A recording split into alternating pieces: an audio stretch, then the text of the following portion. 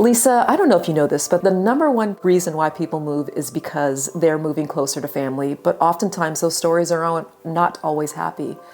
I've helped people who have needed to move because they need to be closer to an ailing family member or parent. I've helped in the reverse. I've helped older individuals move closer to family because they themselves need the support. And I've also sadly gone through a few divorces with people, and when that happens, the income splits and they need the support system of family. That is all mentally taxing. And when I was thinking through all of this, I thought Lisa would be an amazing person to talk to about this. I only sell real estate. You have an excellent background in this, and I'm hoping that with your feedback, you can help some people that I know and people who are watching this channel deal with some of these issues. But before you get started, tell me a little bit more remind me of your background, because I know who you are. Thank you, Darlene. Yeah. It's a pleasure to be here today with you. I am a licensed clinical social worker in the state of California, and my background is in psychiatry and mental health. I've worked for a large healthcare organization for about 9 years, mostly in the area of triage psychiatry, running groups, providing individual therapy, and supervising social workers that are gaining their hours. And I also have an individual private practice as well. Well, it sounds all very important, especially to this topic. And what I would like to know is, when a person has been tasked with making the difficult decision to make this kind of move, what should they do from a mental health perspective before all of this happens? The first would be the cornerstone of mental health, which is either coming up with or continuing to practice a self-care routine. We hear this word a lot, self-care, but that is because it is the cornerstone. And that would include paying attention to your sleeping, your appetite, your hygiene, exercise on a regular basis, keeping up with your social supports, being creative, and going out in nature as well. That's a big mood booster. Also taking some time, multiple times a day, to ask yourself 2 questions. How am I doing, and what do I need right now? Just being mindful of that and really paying attention to what can come up for somebody is really important, because some people may think they need one thing, but when they really listen to what it is that they need, it may be another. Right. So get in the habit of asking yourself that question. Also, thinking about the and. So honoring your conflicting feelings. I'm really sad to be moving away from my friends. I'm sad to be moving away from this place that I love, but I'm really happy to be moving by family and exploring a new place. The and can exist, and honor that. There can be those conflicting feelings. They can both live together. I'm receiving that with such gratitude. As a person who hasn't moved in a long time, I've helped plenty of people move, but it's all general information that definitely is useful across the board. So I thank you for that. Now, transitioning to the middle of a move, what does the person do? Like, they're in the thick of this move. What can they do to continue to protect their mental health?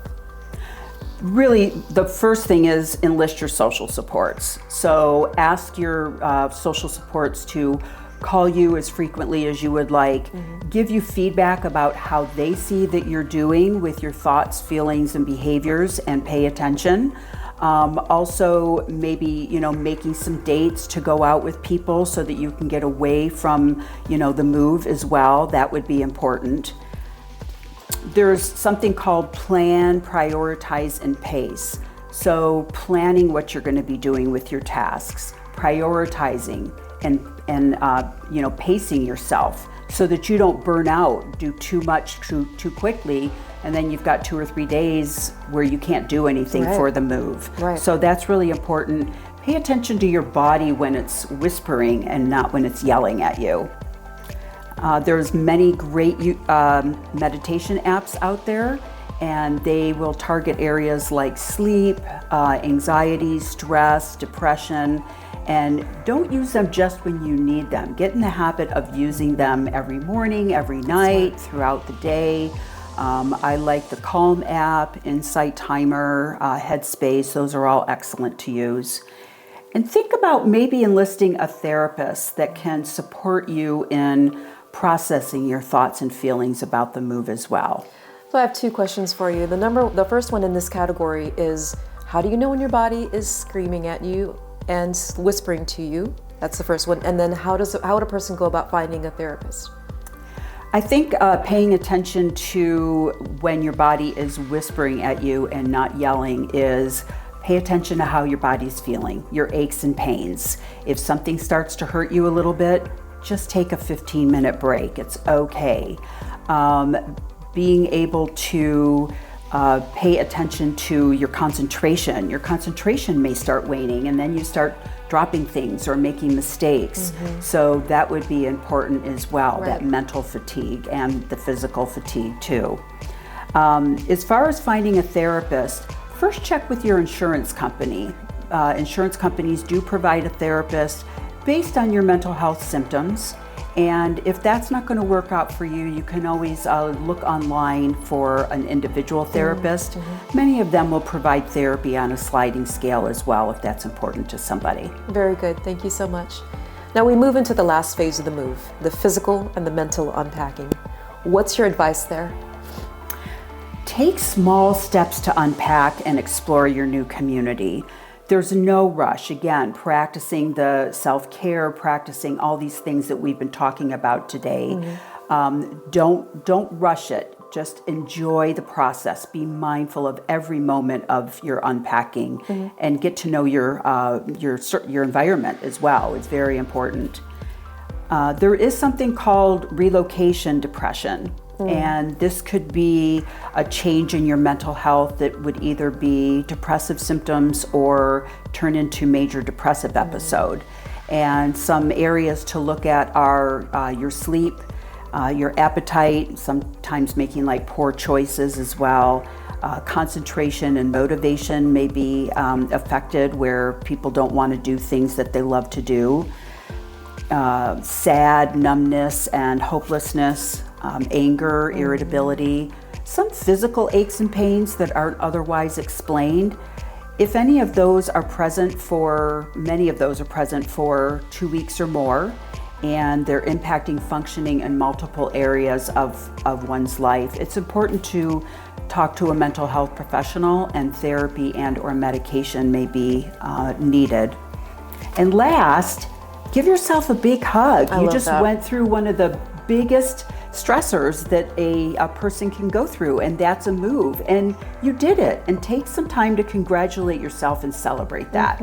There you go. Well, speaking of moves, you have done some moving yourself recently, and I've been honored to support you in this regard. And the last move you made before this one, we were hoping that would be your forever home because it was on the beach, but you made a difficult decision to move from there to here. Tell us how you're doing now. I'm doing very well, Darlene, and I appreciate you helping me through those moves and supporting me in that last transition, which was difficult. I love my community. I'm in a retirement community in the East Bay. It's very quiet and calm, and people are friendly, and there's a lot to do. So I love my condo. I have a workspace, and my cat's very happy here. My neighbors are great. So I am very close to my 3 children and my new grandson. And when I found out I was going to be a grandmother, that kind of led me to some introspection and asking myself some deep questions. And it was time for me to move from the beach. I accomplished my dream. That was something I always wanted to do. And, to be closer to family. And, as you get a little bit older, you do need that extra support. And my family has given that to me. So that's been a huge blessing. That's great. Well, selfishly speaking, I feel like you're closer to me in this location, so I'm happy you made the move. Thank you, Darlene. Of course, thank you, Lisa. You've been amazing, and you are going to be a great resource for the people who see this video, so thank you again. Thank you, Darlene. Thank you so much for watching this video. For more information on Bay Area real estate and Bay Area real estate related topics, subscribe to this channel. I'm Darlene Perry, your San Francisco Bay Area real estate connector. I'll see you next time.